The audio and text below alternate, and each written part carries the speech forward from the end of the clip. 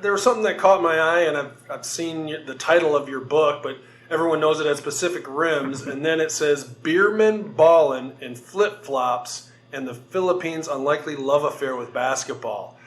That's interesting. How did you come up with that? Well, it's one of those things where you need, especially with a nonfiction book like that, for a foreign audience, at least foreign to the Philippines, in the United States, you're trying to tell them, even though it's a pretty long subtitle, to give them as much information about what is in this book as you can fit on the cover.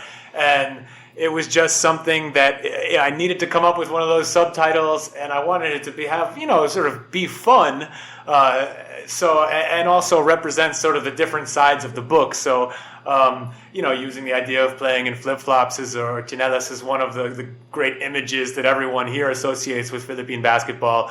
And the, beer men, here it's normal that teams are named beer men or, hot dogs or whatever, I don't think we think twice about that if we're sort of fuel masters. Yeah.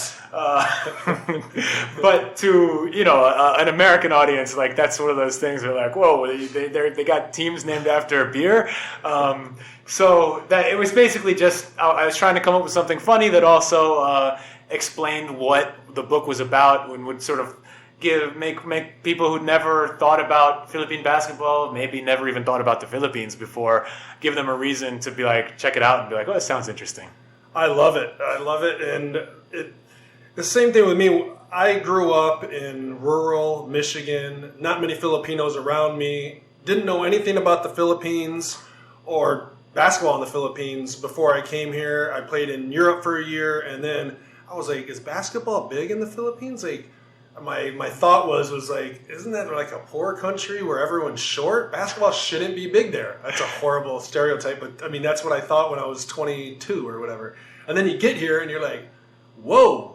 Yeah. it was that's sort of the original thing that drew me to the country. I read a chapter in a book about basketball here, and it blew my mind. I just unless you are Filipino and grew up in a Filipino community in the States, playing in Phil-Am leagues or whatever, it's a good chance you have no idea what the sport means here. And the chapter was describing, things that are normal to us now, kids playing in bare feet or chinelas, people making their own basketball courts in the street, the frenzy around, players like Robert Jaworski or any of any local stars.